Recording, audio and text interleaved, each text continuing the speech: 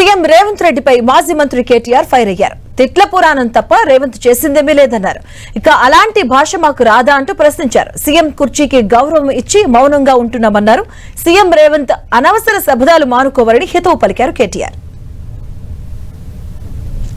అరే రెండేళ్లకెళ్ళి ఏం చేసినారు అయ్యా నువ్వు అంటే లాగుల తొండలిడుస్తా, మెడల బేగులేసుకుంటా, గుడ్లు వీకి గోటీలాడతా, నీ అమ్మ నీ అయ్యా గీదా భాష మాకు రాదా భాష మాట్లాడమంటావా? హైదరాబాద్లో పెరిగిన నేను మాట్లాడమంటే ఉర్దూలా, హిందీలా, తెలుగులా, ఇంగ్లీష్లా పొల్లు తిట్టే తెలివి నాకు కూడా ఉంది.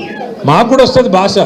హైదరాబాద్ గల్లీలలో పెరిగిన నేను, నువ్వేడో ఊరికెళ్ళి వచ్చినావు, సరే రా పర్వాలేదు, నీ అదృష్టం బాగుంది, ముఖ్యమంత్రి అయినా చెయ్యి, రోజు ఏడ్చుడెందుకు? చిన్న స్థాయికి వెళ్ళి పెద్ద స్థాయికి ఎవరైనా రావాలా జీవితంలో, తప్పులేదు. కానీ మంచి పనులు చేసి రావాలి.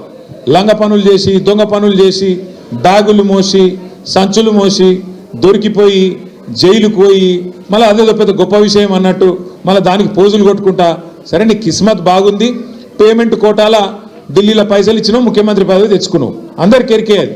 ఇప్పుడు కూడా నెలకు ఢిల్లీ పైసలు పంపుకుంటా పదవి కాపాడుకుంటున్నావు, సంతోషం, నువ్వు కాపాడుకో.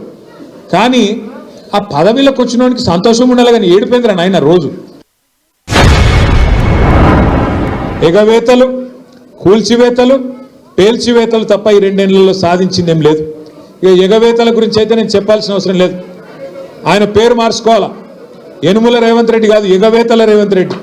ఎందుకంటే మీరు చూడండి ఏమేం మాటలు చెప్పిండు, పెద్ద పెద్ద డైలాగులు కొట్టిండు. కేసీఆర్ గారు ₹1,00,000 ఇస్తున్నాడు, లగ్గం చేసుకుంటే కళ్యాణ లక్ష్మి షాదీ ముబారక్ అని నేను తులం బంగారం ఇస్తా అన్నాడు. సోనియా గాంధీ మీద ఒట్టన్నాడు, అట్లా ఆడపిల్లలకు నెలకు 2,500 ఇస్తా అన్నాడు. ప్రియాంక గాంధీ మీద ఒట్టన్నాడు. మరి అయినా వాళ్ళకని వచ్చినాయా?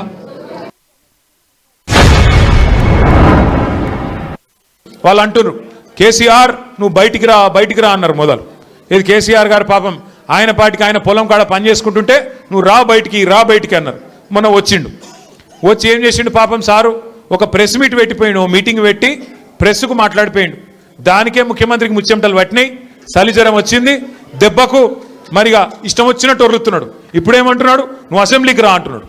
బయటికి వస్తే గీడికి వస్తేనే తట్టుకోలేకపోయినావు, నువ్వు అసెంబ్లీకి వస్తే ఆయన గుండాకి సస్తావు, గుండాకి పోతాడు.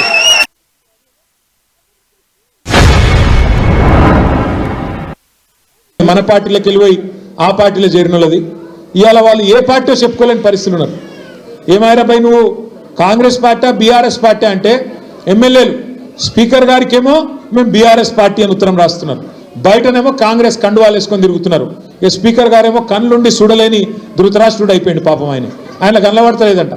గాంధీ కాంగ్రెస్ తిరిగేది మీ అందరికీ తెలుసు గల్లీలలో, అని స్పీకర్కు తెలుస్తలేదంట. గాంధీ మంచోడు, చాలా మంచోడు, ఆయన బీఆర్ఎస్ పార్టీలోనే ఉన్నాను అన్నాడు.